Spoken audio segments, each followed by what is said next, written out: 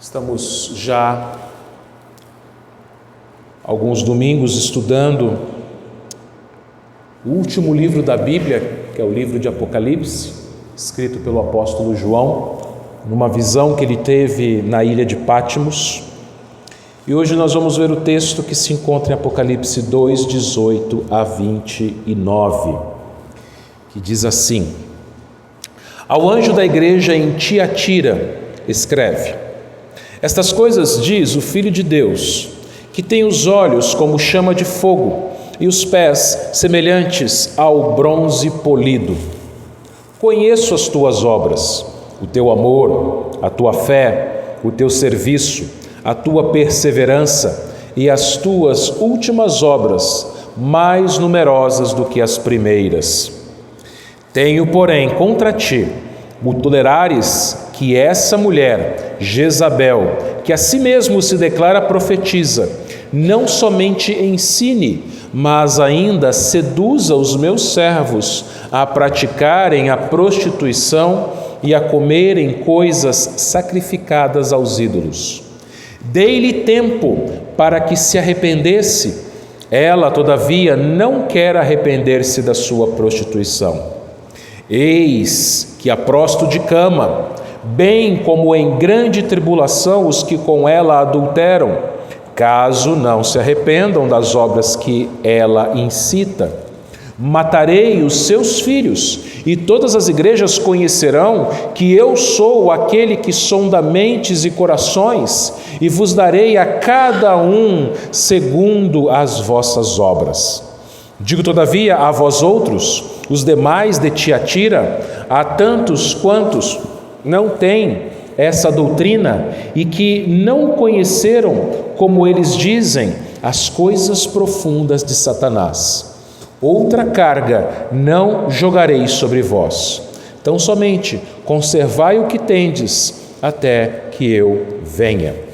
Ao vencedor, que guardar até o fim as minhas obras, eu lhe darei autoridade sobre as nações, e com cetro de ferro as regerá e as reduzirá a pedaços como se fossem objetos de barro.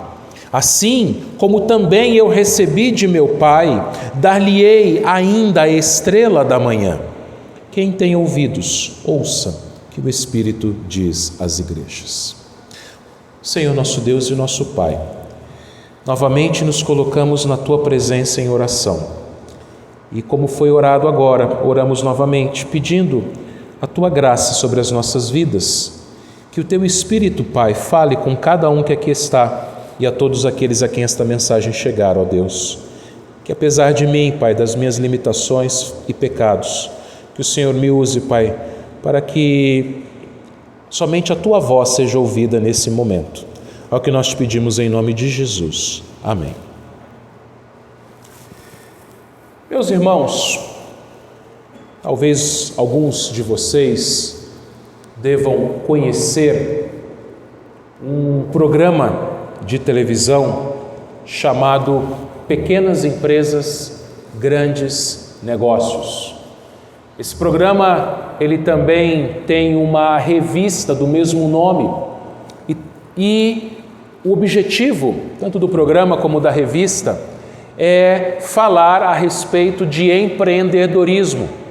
Pessoas que decidiram abrir o seu próprio negócio, ter ali o seu próprio trabalho, não serem mais empregados, não serem mais funcionários, mas serem seus próprios patrões. Abrirem suas pequenas empresas, empresas de pequeno porte ou microempresas. E se você que aqui me ouve já teve essa experiência ou ainda está tendo essa experiência, sabe dos desafios que é abrir uma empresa e continuar mantendo ela em funcionamento. São muitos desafios: a concorrência, os impostos, os fornecedores, ao ganho da clientela, as suas próprias habilidades para desempenhar aquele trabalho que você se propôs a fazer. E em muitos casos, Essas pessoas que começam o seu próprio negócio, infelizmente não conseguem mantê-lo e acabam encerrando as suas atividades. Outros são bem-sucedidos e conseguem sim desempenhar ali o seu serviço, o seu negócio e acabam prosperando. E meus irmãos, isso era muito comum na cidade de Tiatira. Tiatira era a menor das 7 cidades da Ásia Menor, onde haviam igrejas e para onde Jesus endereçou uma carta a cada uma daquelas igrejas. Pérgamo, que foi a cidade, a igreja que nós vimos no domingo passado, era a capital da Ásia Menor, a maior das cidades. Ela ali disputava com Éfeso qual era mais importante, mas de fato Pérgamo era a capital e Tiatira era a menor. E é interessante que, além de ser a menor cidade, era uma cidade que o que girava a economia daquela cidade eram pequenas empresas, eram pequenos profissionais, pequenos empreendedores, eram sapateiros, eram costureiras, eram ferreiros, metalúrgicos, vendedores, oleiros, padeiros, pintores, curtidores, pessoas profissionais liberais que tinham lá suas pequenas empresas. Isso, de fato, era uma coisa boa. Tanto que a gente tem uma personagem na Bíblia que veio de Tiatira e que era uma pequena empresária, Lídia. Você se lembra de Lídia? Lídia era uma vendedora de púrpura. E a Bíblia fala lá em Atos capítulo 16 que ela era natural de Tiatira. Mas Lídia não morava mais em Tiatira, ela já morava em Filipos. E Lídia foi a primeira conversão na cidade de Filipos e a partir dela e da família dela que nasce a igreja de Filipos. Mas lá em Atos 16, Lucas fala que ela era de Tiatira, mostrando que os moradores de Tiatira tinham esse espírito empreendedor. E, meus irmãos, onde há empreendedorismo, existem também associações de classe. E era o que acontecia também em Tiatira. Tiatira também tinham os seus sindicatos, as suas associações, tinham ali as reuniões de pessoas que desempenhavam ali o seu próprio negócio, como se fossem espécies de cooperativas. Então, quando se cooperam, quando se juntam, então existem muitas vantagens. Então ali existiam as cooperativas, associações, sindicatos, que eram chamados de guidas, e essas guidas eram correspondentes aos negócios. Então, por exemplo, os sapateiros tinham uma associação dos sapateiros, os oleiros que fabricavam lá os vasos, os objetos de barro, a associação dos oleiros, as costureiras, os curtidores, cada um com seu próprio negócio, tinham lá essas associações que dominavam, que estavam espalhadas pela cidade de Tiatira. Aí você pode pensar o seguinte: isso é uma coisa boa. Você se associar, você estar filiado a uma cooperativa, a um sindicato, porque eu sozinho, pequeno, eu não consigo fazer muita coisa, mas quando eu me junto com outras pessoas, a gente pode negociar com fornecedores, a gente pode se unir e pode desempenhar melhor, se crescer melhor no nosso trabalho. Parece que era bom isso em Tiatira, só que isso era, na verdade, um disfarce para uma coisa muito ruim. Por quê? Porque lá em Tiatira, cada profissional tinha o seu padroeiro. Por exemplo, a gente sabe que nos dias de hoje, São Lucas é o padroeiro dos médicos. Lucas, o evangelista, ele era médico. Então ficou na cultura popular que São Lucas é o padroeiro dos médicos. O padroeiro dos motoristas, São Cristóvão. E tem várias profissões que têm lá os seus padroeiros. Isso era o que acontecia em Tiatira. Cada associação, de cada profissão, de cada tipo de empreendedorismo, tinham lá os seus ídolos, os seus padroeiros. E as associações, elas frequentemente, elas realizavam reuniões, elas ofereciam banquetes, e nesses banquetes haviam cultos ao padroeiro daquela profissão, cultos aos deuses gregos e cultos também ao imperador. Não podia deixar de faltar o culto ao imperador. Acontece o seguinte: Muitos daqueles pequenos empreendedores haviam se convertido. E aí? Eles deveriam continuar participando dessas associações e seus cultos idólatras? E como você já aprendeu, onde existe idolatria, existe imoralidade, prostituição. Nesses cultos pagãos que aconteciam nessas associações, nessas cooperativas de Tiatira, tinha associado também prostituição. Então eram reuniões terríveis. E se um profissional, se um empreendedor resolvesse não participar daquele negócio, não participar da associação, ele era cancelado, ele era ignorado, ele perdia clientes, ele era mal falado na cidade. Vamos pensar, Tiatira era uma cidade pequena, então é fácil se tornar mal falado numa cidade pequena. Então aquela pessoa, aquele pequeno empreendedor, ele teria muitas dificuldades em manter o seu negócio se ele não fosse associado. Mas ele era um cristão, e aí como é que ele faz? Crente, ia se envolver com aquelas coisas, com a idolatria que acontecia naquelas associações, com a prostituição que acontecia naquelas reuniões de cooperativa de associações? Esse era o problema que acontecia na igreja de Tiatira, meus irmãos. E vejam, olha que interessante, Tiatira era a menor das cidades, mas é a maior carta. Pequenas empresas, grandes negócios. Pequenas cidades ou pequenas igrejas, grandes problemas. Era o que estava acontecendo aqui, meus irmãos. A maior de todas as cartas foi para a menor de todas as cidades, para a menor igreja da menor das cidades. E como você tem visto nessas cartas que Jesus enviou às igrejas da Ásia, elas se dividem em algumas partes. E Jesus ele começa a carta se apresentando, e ele se apresentou àquela igreja desta forma no versículo 18. Ao anjo da igreja de Tiatira escreve: estas coisas diz o Filho de Deus, que tem os olhos como chama de fogo e os pés semelhantes ao bronze polido. Você já sabe, a carta era dirigida ao anjo da igreja. O anjo era o pastor, o mensageiro da igreja, que ia receber aquela carta e ia ter que ler para a igreja toda. E Jesus, o remetente daquela carta, ele pega e se apresenta de que forma? Ele fala assim: estas coisas diz aquele que é o Filho de Deus. Por que ele usa essa expressão, Filho de Deus? Aliás, esse nome Filho de Deus é a última vez que aparece na Bíblia e a única em Apocalipse. Por que ele fala que ele era o Filho de Deus? Bom, lembra que lá nas associações, nas cooperativas de Tiatira, haviam os cultos pagãos? E eles adoravam, dentre os diversos deuses, eles adoravam os deuses gregos. Havia um deus grego chamado Apolo. Apolo era venerado em Tiatira, Apolo era venerado nessas cooperativas, essas associações de Tiatira. E Apolo era chamado de filho de Zeus. Zeus era o principal dos deuses gregos.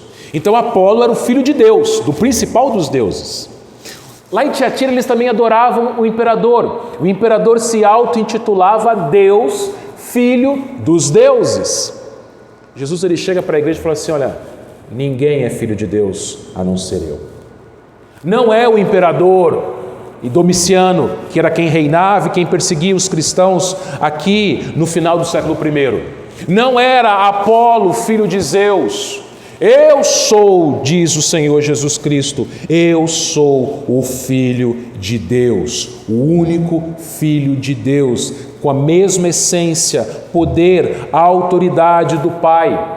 Lá em João 3,16, provavelmente o versículo mais conhecido da Bíblia, diz que ele é o Filho unigênito do Deus Pai. Mas aí você pode perguntar: mas espera aí, pastor, mas nós não somos filhos de Deus também? Somos sim, mas não da mesma forma que Jesus é Filho de Deus. Jesus é Filho de Deus sendo igual a Deus, igual ao Pai. Tanto Deus quanto o Pai é Deus e quanto o Espírito Santo também é Deus. Mas você sabe, quando nós estudamos lá a carta aos Efésios, que nós também somos filhos de Deus porque nós somos adotados.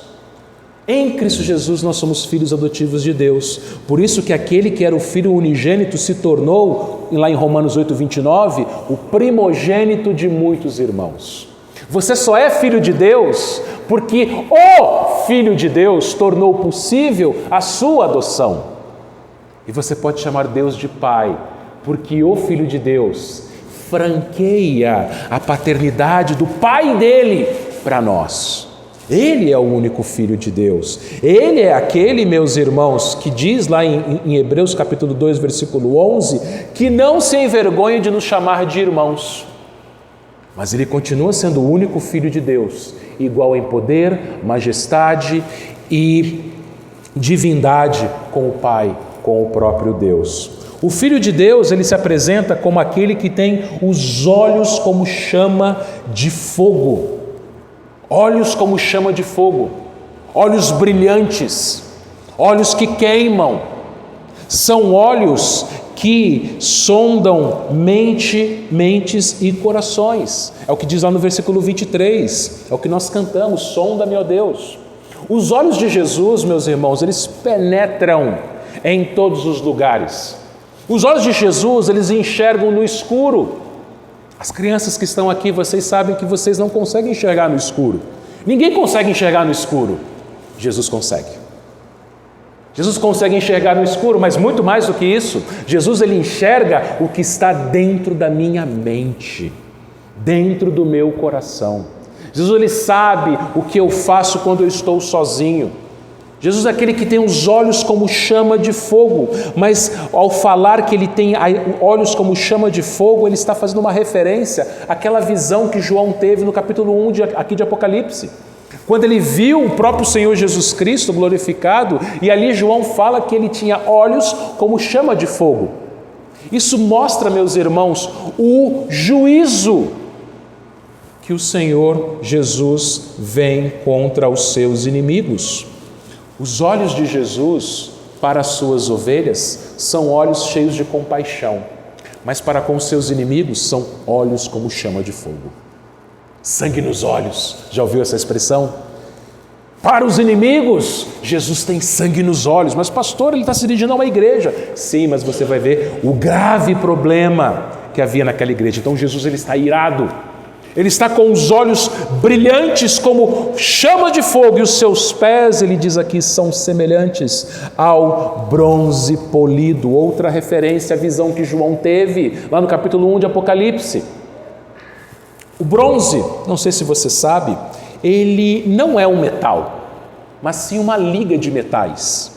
Uma liga feita de cobre e zinco, principalmente, mas também outros metais. E duas características muito importantes do bronze é que o bronze ele é muito duro e ele é muito brilhante.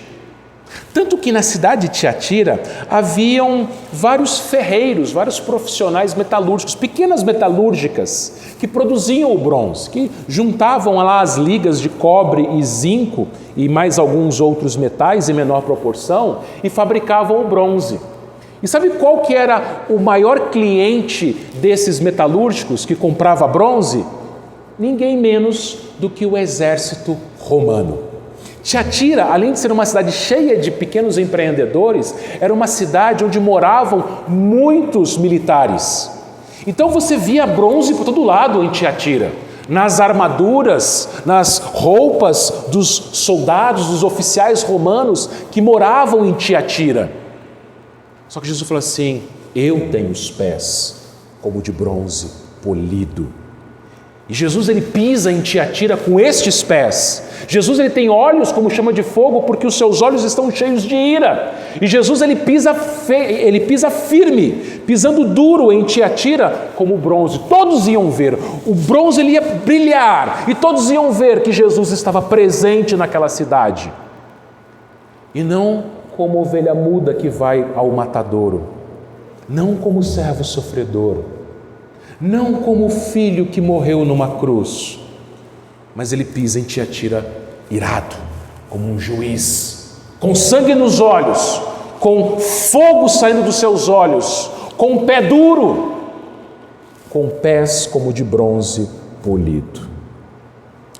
Por isso que lá em Apocalipse 19:15, diz que no último dia, quando Jesus voltar, Ele pessoalmente pisará o lagar do vinho do furor da ira do Deus Todo-Poderoso.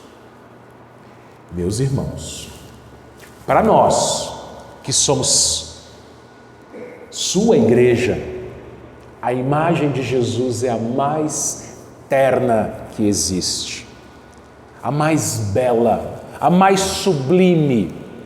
Mas ele também é aquele Deus irado que Jonathan Edwards pregou, e a igreja, quando ouviu Jonathan Edwards pregando pecadores nas mãos de um Deus irado, as pessoas gritavam, porque o mesmo Senhor que morreu na cruz é o juiz, é o rei, o mesmo rei que olha para nós com olhos de ternura, ele olha para os seus inimigos como olhos de chama de fogo.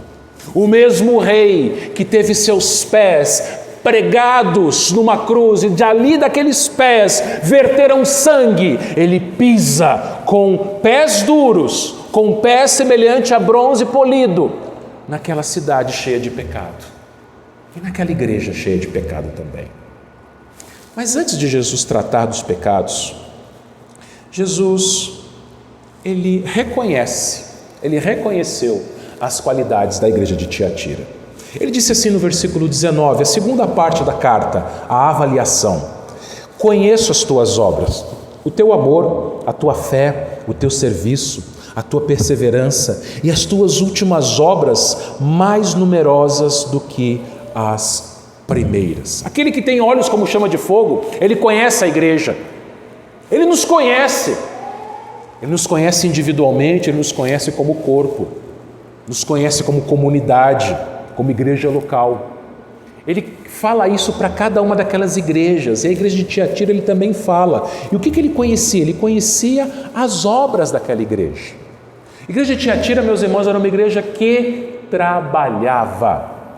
Não tinha tempo ruim na igreja de Tiatira, não tinha gente preguiçosa na igreja de Tiatira. Eles trabalhavam, eles frutificavam. E é interessante que no final do versículo 19 fala que as obras deles eram mais numerosas que as primeiras. Ou seja, eles começam a mostrar aqui a diferença deles para a igreja de Éfeso. A igreja de Éfeso, Jesus teve que exortar para que eles voltassem à prática das primeiras obras. Tiatira não, Tiatira continuava e crescia, e eram mais numerosas as últimas obras do que as primeiras. Era uma igreja com gente trabalhadora, era uma igreja que as pessoas desempenhavam seus dons, não ficavam sentadas nos bancos esperando que outros os servissem, mas eles serviam uns aos outros. Ele fala aqui ainda no versículo 19 que conhecia o amor daquela igreja. Mais uma diferença com a igreja de Éfeso. A igreja de Éfeso tinha abandonado o primeiro amor. A igreja de Tiatira era uma igreja que amava. Eles amavam, era uma igreja amorosa, era uma igreja que amava a Deus e consequentemente amavam os irmãos. Uma igreja, versículo 19 ainda, que tinha fé. Uma igreja fiel, uma igreja que era de gente crente, gente que confiava em Deus, mesmo diante das dificuldades, das lutas, dos problemas da vida, eles confiavam em Deus. Uma igreja, meus irmãos, que tinha serviço. Como eu falei, não eram pessoas acomodadas, não eram pessoas que falam assim, o outro vai e faz, eu vou ficar aqui sentado, deixa que os outros fazem. Como alguns membros maduros de igrejas dizem, deixem os jovens trabalhar, eles têm mais vigor, eu estou cansado. Não, os outros que fazem, eu quero ficar aqui descansando. Uma vez eu soube de uma determinada igreja, numa determinada cidade, em que uma pessoa já madura, um membro da igreja, falou o seguinte: olha, eu não quero ter mais cargo na igreja, eu não quero fazer mais nada na igreja, eu estou cansado, eu quero descansar. Deixa que os mais jovens façam, deixa que os mais jovens trabalhem, eu quero descansar. Sabe o que aconteceu com essa pessoa? Ela descansou, Deus chamou. É sério, É sério, eu conheci esse caso.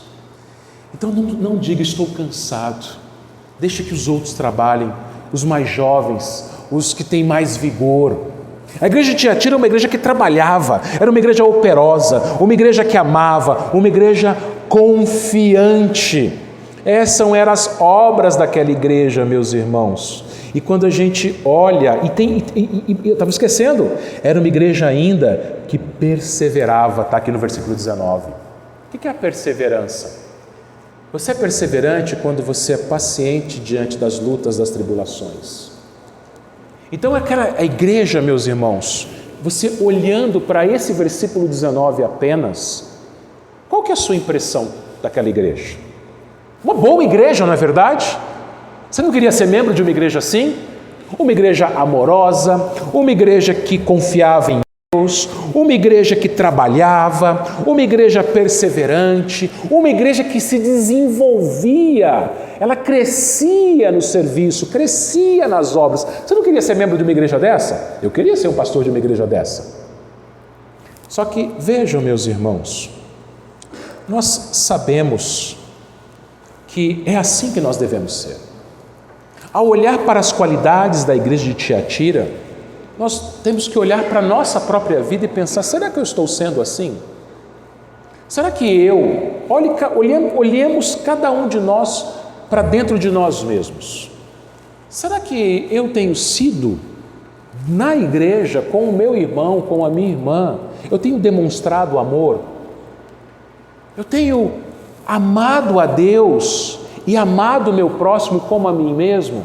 Ou será que eu estou mais preocupado nos meus próprios interesses, no meu próprio conforto, nas minhas próprias opiniões pessoais?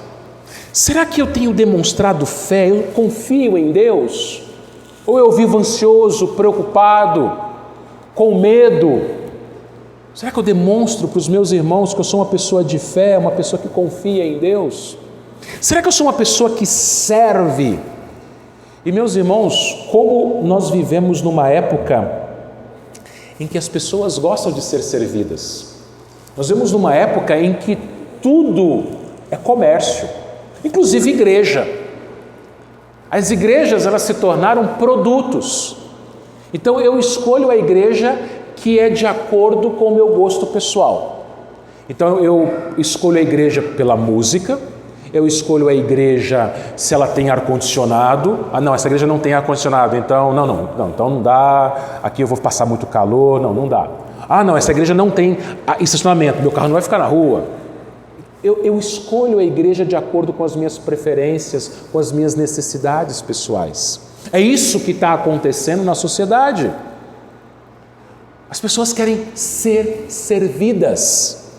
Só que a igreja não é um lugar para ser servido, mas é um lugar para servir. É um lugar onde nós trabalhamos, onde nós servimos a Deus, servindo uns aos outros. É um lugar que a gente serve com amor, não por obrigação, não de cara feia, não para cumprir escala, cumprir papel, mas eu sirvo com amor a Deus que me amou e que mandou o seu servo sofredor morrer na cruz por mim, e eu assim sirvo o meu irmão, faço o melhor por ele, por aquele que foi alvo da mesma graça que eu. Assim era a igreja de Tiatira, as qualidades que Jesus reconhece daquela igreja, e assim devemos ser nós também, meus irmãos. Uma igreja que cresce, que se desenvolve, que as últimas obras são maiores que as primeiras: o amor, a fé, a perseverança, o serviço. Pois bem, até aqui parece que está tudo muito bonito, né? Mas você sabe, não existe igreja perfeita na terra. Nós somos a igreja militante, a igreja que ainda luta, que ainda milita contra os próprios pecados, contra o mundo, contra Satanás. A igreja que já triunfou, a igreja triunfante, ela já está no céu. A igreja que está no céu é a igreja perfeita. Se você quer uma igreja perfeita, só quando você chegar lá no céu. Mas aqui, nenhuma igreja local é perfeita. Por mais que Tiatira tivesse suas qualidades reconhecidas pelo próprio Cristo, o próprio Cristo fez duras críticas, duras repreensões contra aquela igreja. Olha o versículo 20. Tenho, porém, contra ti o tolerardes que essa mulher, Jezabel, que a si mesma se declara profetisa, não somente ensine, mas ainda seduza os meus servos a praticarem a prostituição e a comerem coisas sacrificadas aos ídolos. Uma igreja pode ser amorosa, confiante, trabalhadora, perseverante, mas se o seu ensino for ruim, ela é reprovada por Jesus. Assim era Tiatira. Uma igreja que trabalhava, uma igreja que era amorosa, era uma igreja que confiava, que perseverava. Que igreja? Mas uma igreja que tinha uma doutrina ruim. Uma igreja que tolerava uma mulher, que Jesus chama aqui de Jezabel, que ela não somente ensinasse uma doutrina satânica, mas que ela, além de ensinar, seduzisse os membros da igreja a praticarem aquela doutrina. Quem era Jezabel? Bom, primeiro, provavelmente, esse não era o nome verdadeiro dessa mulher membro da igreja de Tiatira. Acho que você não ia colocar o nome da sua filha de Jezabel, né? Acho que ninguém ia colocar esse nome. Mas o que provavelmente está acontecendo aqui não era que o nome dela fosse Jezabel, mas Jesus ele está fazendo um link, uma referência a Jezabel, a rainha Jezabel, esposa do rei Acabe de Israel, lá do Antigo Testamento. Jezabel foi uma das mulheres mais malignas da Bíblia. Jezabel, ela não era israelita, ela era filha do rei dos Sidônios, e o deus dos Sidônios era Baal. O rei Acabe, um israelita, ele se casa com a Jezabel, e o rei Acabe era um fraco, um banana, e ele deixou a mulher dele instituir em Israel a adoração ao ídolo, ao deus Baal. E era um sincretismo religioso, porque os israelitas eles adoravam Yahvé e adoravam Baal também. E ela matou quase todos os profetas de Yahvé, do Senhor. A tal ponto que Elias, ele chega e fala: Senhor, eu estou sozinho. Não tem mais nenhum profeta em Israel. Você lembra o que Deus responde para ele? 7.000 ainda não dobraram os seus joelhos. De todas as formas, Jezabel tentou matar Elias, mas não conseguiu. Jezabel também praticava prostituição e feitiçaria. Era o diabo em forma de mulher. Essa era Jezabel. Então, quando você pensar nesse nome, é o diabo na forma de mulher. E Jesus aqui dá esse nome a uma mulher que era membro da igreja de Tiatira. Só que ela alcançou proeminência naquela igreja, ela ensinava. Olha o perigo. Ela ensinava. E o que ela ensinava? Ela ensinava os servos, os membros da igreja, a praticarem a prostituição e a comerem coisas sacrificadas aos ídolos. O que estava acontecendo aqui, meus irmãos? Ela estava ensinando que, lembra daquelas associações comerciais? O que acontecia naquelas associações? Eles não se uniam apenas para fortalecerem as suas próprias pequenas empresas, mas eles se uniam também para a idolatria, para adorarem os seus padroeiros, adorarem os deuses gregos, adorarem o imperador. E nessas reuniões, nesses banquetes idólatras, havia prostituição. A Jezabel chegava na igreja e ensinava na igreja o seguinte: gente, vocês são sapateiros, costureiras, vocês são oleiros, vocês são ferreiros, metalúrgicos, curtidores, vocês são profissionais. E se vocês não participarem dessas associações, vocês vão perder clientes, vocês vão ficar mal falados na cidade, vocês vão quebrar. Por sobrevivência, participem dessas associações. Não tem nada a ver. Não tem nada a ver vocês participarem lá das práticas deles, das adorações deles, das prostituições deles. Não tem nada a ver. Domingo vocês vêm para a igreja. Olha o perigo, irmãos. O que Jezabel ensinava era: seja uma coisa no seu trabalho, de segunda a sábado, e domingo você vem à igreja.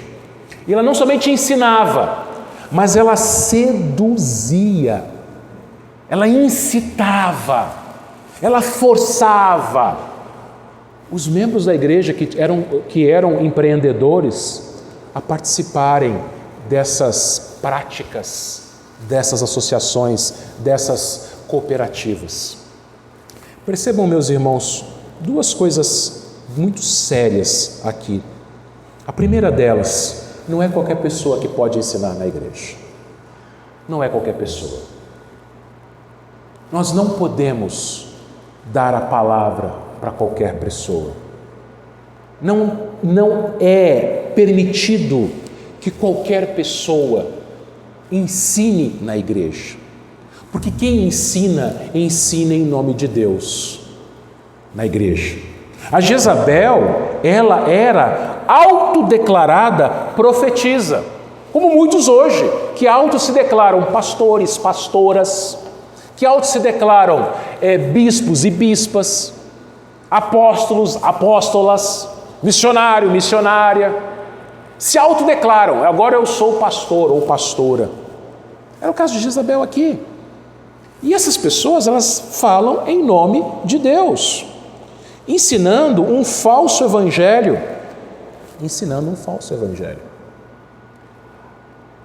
A Igreja Presbiteriana do Brasil, a igreja que nós somos membros, a nossa denominação, para que alguém ensine, vai um longo caminho. Se um membro da Igreja Presbiteriana do Brasil, se você não sabe disso, eu vou te ensinar. Se você já sabe e não se lembra, eu vou te relembrar. Se um membro da Igreja Presbiteriana do Brasil fala assim: eu quero me tornar pastor, sabe qual é o caminho que ele tem que percorrer? Primeiro, ele tem que ser membro da mesma igreja local durante 3 anos seguidos. Depois, ele passa no mínimo 1 ano realizando leituras e prestando relatórios para o pastor da igreja. Depois, ele passa por uma sabatina no presbitério, com pastores e presbíteros. Aí ele presta o vestibular no seminário. Ele foi aprovado no vestibular, ele estuda 4 anos de faculdade de teologia no seminário, se ele fizer o curso matutino. Se ele fizer noturno, são 5 anos. Foi o meu caso, eu fiz noturno. Aí termina, se forma, e durante esse tempo ele tem que trabalhar na igreja. Tem que dar aula, tem que dar estudo bíblico, tem que prestar relatório para o pastor. Termina o tempo de seminário, aí ele tem que apresentar para o presbitério uma tese de um dos capítulos da Confissão de Fé que nós temos estudado. Ele pega um capítulo e ele faz um trabalho, uma tese, e apresenta para o presbitério. Ele faz uma exegese de uma passagem bíblica. O que é uma exegese? Ele vai no original, o grego ou o hebraico, e faz um estudo naquela passagem, no grego e no hebraico, e apresenta para o presbitério. Se for aprovado, ele prega um sermão de prova. O sermão é avaliado pelo presbitério. O sermão foi aprovado, aí ele é licenciado, ele passa pela licenciatura.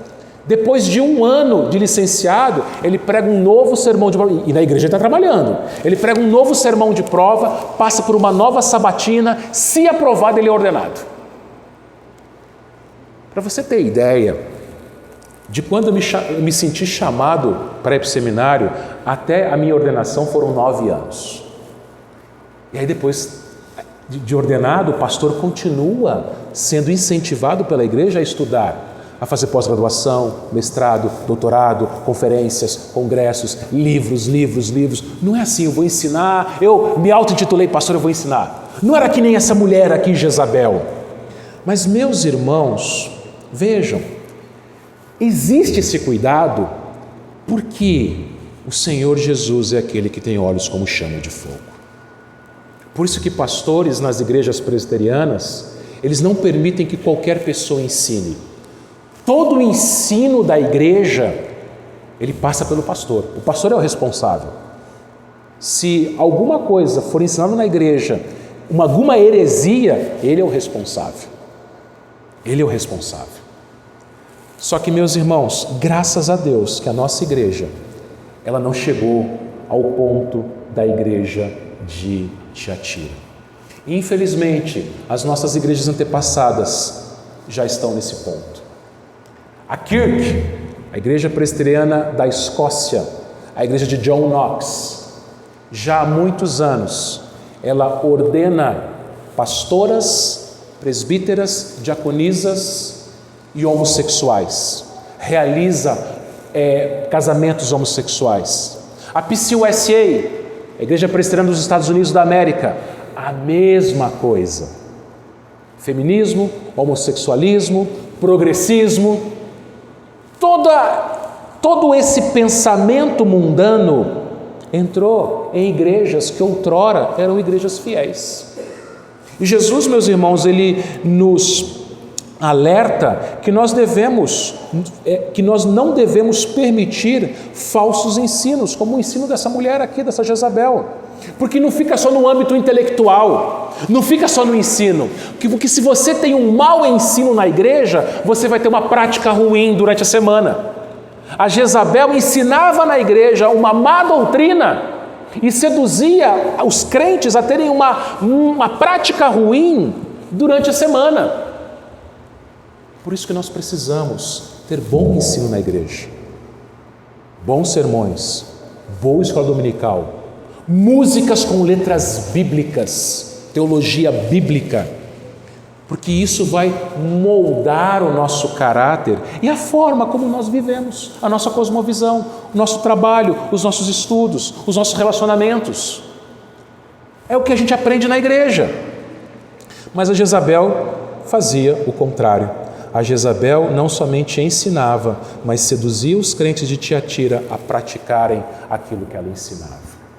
Uma igreja amorosa, uma igreja perseverante, uma igreja confiante, mas uma igreja com uma má doutrina e, consequentemente, uma má prática.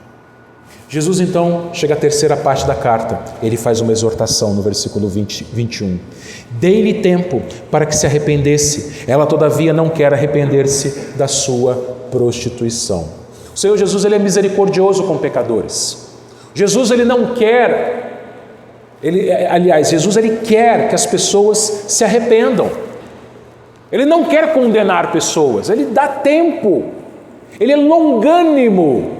E foi o que ele fez com essa mulher dessa igreja de Tiatira. Ele deu tempo para que ela se arrependesse.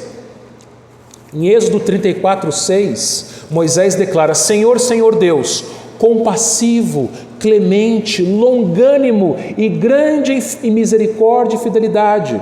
Joel 2,13: rasgai o vosso coração e não as vossas vestes, convertei-vos ao Senhor vosso Deus, porque Ele é misericordioso, compassivo e tardio em irar-se, grande em benignidade e se arrepende do mal. Romanos 2,4, Paulo diz: ou desprezas a riqueza da sua bondade, tolerância, longanimidade, ignorando que a bondade de Deus é que te conduz ao arrependimento. Irmãos, o Senhor é grande em misericórdia, o Senhor é longânimo, as suas misericórdias se renovam todas as manhãs, o Senhor é paciente, Ele nos dá tempo para nos arrependermos. Ele deu tempo para essa mulher se arrepender e ela não quis se arrepender. Ela escolheu o caminho da morte. Isso nos mostra, meus irmãos, que nós também podemos não ensinar uma doutrina perniciosa como essa mulher ensinava, mas nós somos pecadores como ela era. Será que nós não temos alguns pecados que nós temos alimentado e não temos nos arrependido desses pecados? Deus tem sido misericordioso, Deus tem sido longânimo. Por isso que nós devemos orar como Davi orou: sonda-me, ó Deus, conhece o meu coração, vê se há em mim algum caminho mau, porque pode até ser que eu esteja cometendo um pecado que eu ignore, mas Deus não ignora. Jesus é aquele que tem os olhos como chama de fogo, porque aqueles que não se arrependem, Deus age com julgamento. Versículos 22 e 23 ele diz: eis que a prosto de cama, bem como em grande tribulação os que com ela adulteram, caso não se arrependam das obras que ela incita. Matarei os seus filhos, e todas as igrejas conhecerão que eu sou aquele que sonda mentes e corações, e vos darei a cada um segundo as vossas obras. Deus é longânimo, mas chega uma hora que Ele diz: basta, chega. Chega uma hora que a paciência de Deus acaba. Ele deu tempo para aquela mulher se arrepender, ela não quis, e Ele prostrou aquela mulher de cama. Ela gostava da cama da prostituição, agora o Senhor Jesus coloca ela na cama da doença. E ao que tudo indica, segundo os comentaristas, é bem provável que ela morreu daquela doença. O Senhor Jesus não é amor, Ele é amor, mas Ele é justiça. Eu a prostro de cama, bem como em grande tribulação, como os que com ela adulteram. Não somente a ela, a falsa profetisa Jezabel, mas os seus seguidores, os seus discípulos também seriam julgados pelo Senhor. E meus irmãos, o fim daqueles que não se arrependem é um fim terrível. Lembra da Jezabel, esposa de Acabe, a original?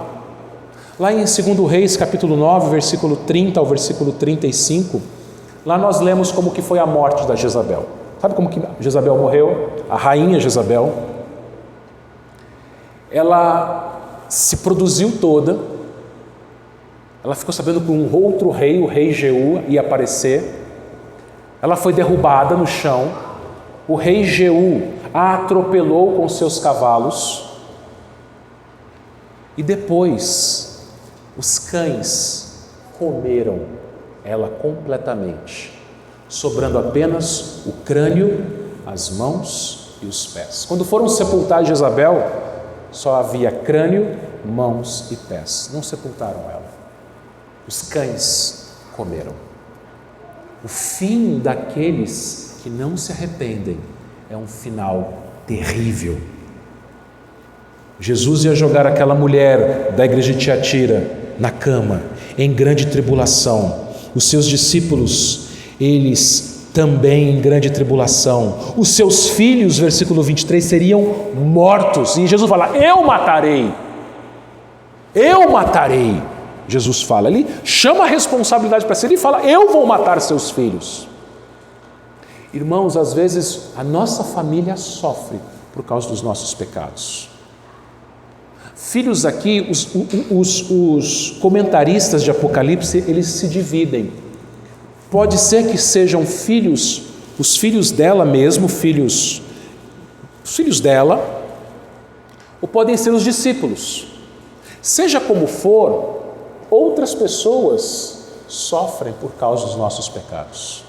Era o que ia acontecer aqui. Todos aqueles iam sofrer. E Jesus, ele fala que ele conhecia, ele sonda mentes e corações e dá a cada um segundo as suas próprias obras. Jesus aqui, meus irmãos, está dizendo o seguinte, que aquilo que nós fazemos, nós vamos colher. Se as nossas obras forem boas, Jesus vai nos dar coisas boas. Se as nossas obras forem más, Jesus vai nos retribuir com coisas más. Só que ele volta ainda a sua palavra a um outro grupo, ao grupo que havia se mantido fiel, ao remanescente fiel de Tiatira. Versículos 24 e 25. Digo, todavia, a vós outros, os demais de Tiatira, a tantos quantos não têm essa doutrina e que não conheceram, como eles dizem, as coisas profundas de Satanás, outra carga não jogarei sobre vós, tão somente conservai o que tendes até que eu venha.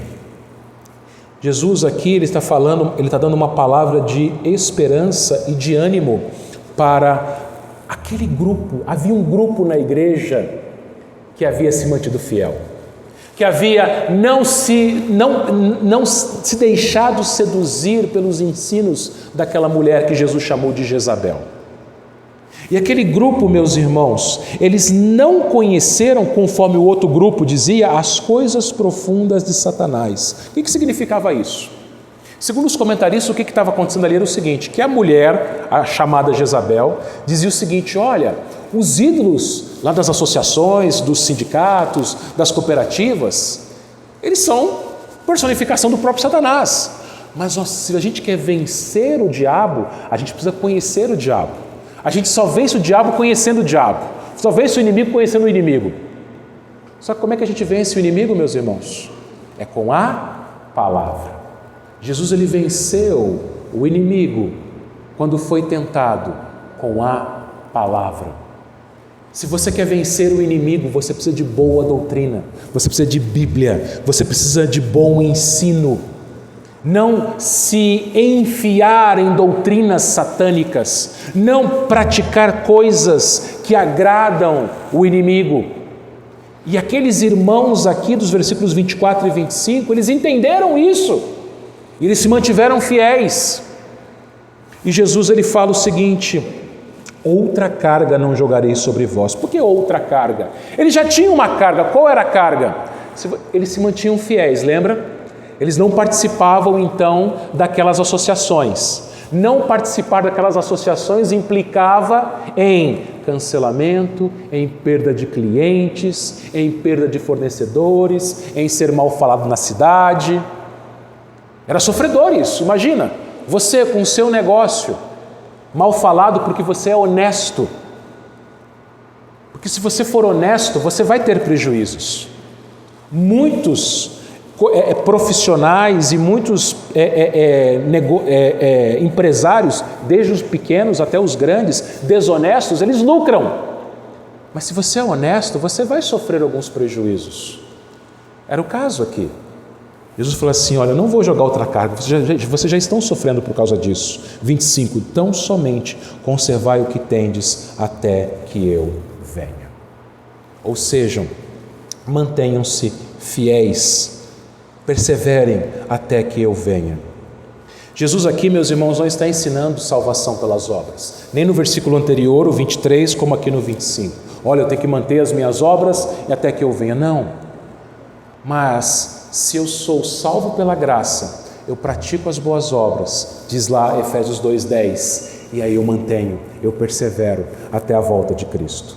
A carta ela encerra com uma promessa, versículos 26 a 29. Ao vencedor que guardar até o fim as minhas obras, eu lhe darei autoridade sobre as nações. Primeira promessa, aliás, versículo 27 ainda: com cetro de ferro as regerá e as reduzirá em pedaços como se fossem objetos de barro. Primeira promessa: se você for fiel, se você não se contaminar com o mundo, se você mantiver uma boa doutrina, se você não achar que pode ser uma coisa no domingo na igreja, outra coisa no trabalho de segunda a sábado, na escola de segunda a sábado, como a profetisa de Tiatira ensinava, se você se mantiver fiel, você vai sofrer, você pode perder privilégios, você pode ter prejuízos,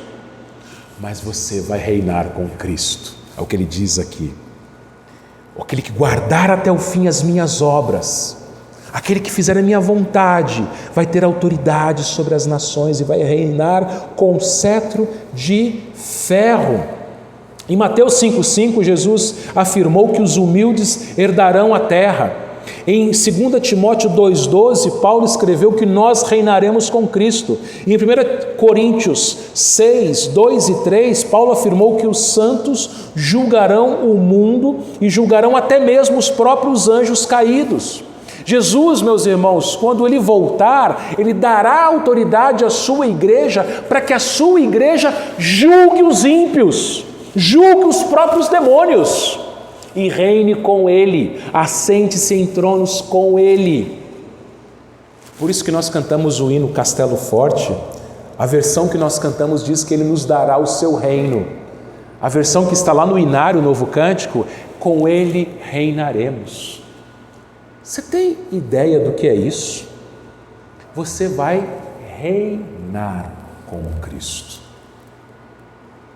Mesmo que você passe por tribulações nessa vida, mesmo que você sofra por ser fiel, na eternidade você vai reinar com Cristo.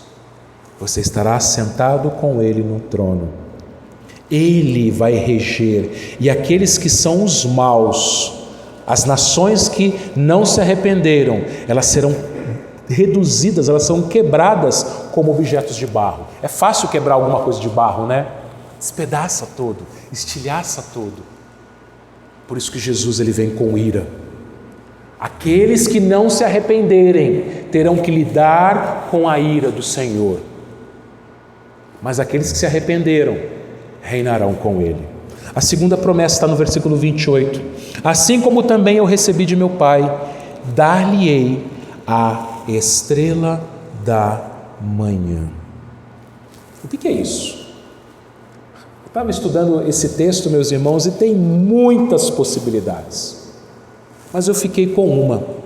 Eu fiquei com as palavras do próprio Jesus, que disse o seguinte em Apocalipse 22:16. Eu, Jesus, enviei o meu anjo para vos testificar estas coisas às igrejas. Eu sou a raiz e a geração de Davi, a brilhante estrela da manhã. O que o vencedor vai ganhar? O próprio Jesus. Ele é a estrela da manhã. Se você vencer, e vencer aqui não significa que depende de você, não é salvação pelas obras, você já é um mais que vencedor, diz Paulo em Romanos 8. Mas se você é um mais que vencedor, você vai praticar essas obras que estão aqui, você será fiel, você não vai se deixar seduzir por falsos ensinos, você vai ser alguém que é fiel à boa doutrina e vai ter uma boa prática, e vai reinar com Ele, e terá Ele como a sua própria estrela da manhã. 3 aplicações finais, meus irmãos. Primeiro, seja um crente dedicado na igreja. Ame a Deus, tenha uma vida de oração, de leitura e meditação da palavra. Ame seu irmão, sirva o seu irmão. Não fique empurrando para os outros, não enterre seus dons e talentos, mas trabalhe, mesmo que haja obstáculos, trabalhe na igreja e persevere. Pegue as qualidades de Tiatira e aplique na sua vida. Versículo 19 aqui. Ela tinha qualidades, era uma igreja. Aplique na sua vida. Seja um servo, uma serva, dentro e fora da igreja, mas especialmente dentro. Não fique esperando para os outros, não fique reclamando dos outros, mas você coloque a mão na massa. O que eu posso fazer? Irmãos, toda a igreja, por menor que seja, tem trabalho a ser feito. Tem muita coisa a ser feita na igreja. Tem lugar para todo mundo trabalhar. Ame o seu irmão ao invés de ficar criticando, ao invés de ficar murmurando, ao invés de ficar falando mal. Ame o seu irmão, como aquela igreja era uma igreja amorosa. Segundo, tome cuidado com falsos ensinos. A internet ela está cheia de profetas e profetisas como Jezabel. Muitos se apresentam como piedosos, uma falsa piedade. Mas seja um crente bereano, confira nas Escrituras se aquilo que você tem aprendido dentro da igreja e fora dela está de acordo com a palavra de Deus. Não se deixe enganar por falsos ensinos, mas confira, seja um crente bíblico, bereano, e se for uma falsa doutrina, rejeite, denuncie, mas aprenda e aplique na sua vida uma doutrina bíblica, uma doutrina saudável. E por último, seja fiel, mesmo que haja prejuízo, mesmo que você sofra prejuízos e perseguições. Não relativize o pecado, não diga, não tem nada a ver, domingo eu estou na igreja, tudo certo, lá no meu trabalho eu posso fazer o que eu quiser, lá no meu trabalho eu posso mentir, lá no meu trabalho eu posso enganar as pessoas, lá no meu trabalho eu posso chegar atrasado, lá no meu trabalho eu posso enganar o meu cliente, lá no meu trabalho eu posso tentar fazer algum artifício contra a fiscalização, lá no meu trabalho eu posso tentar levar vantagens de todas as formas. Não! Se é pecado, é pecado. Aí eu vou ter prejuízo. Eu tenho que ser fiel. E Jesus fala que nós temos que conservar o que nós temos até que Ele venha. Se porventura estivermos em pecado, que a gente possa se arrepender. O Senhor está sendo misericordioso e está sendo longânimo conosco. Peça para Deus: Senhor, sonda o meu coração. Vê se há em mim algum caminho mau. Vê se eu tenho feito alguma coisa no meu trabalho, lá na escola, na minha família, na minha vida pessoal, nos meus relacionamentos, alguma coisa que é pecado. E assim você se arrependa, todos nós nos arrependamos e Ele nos abençoe. Que Deus tenha misericórdia de nós, meus irmãos. Amém.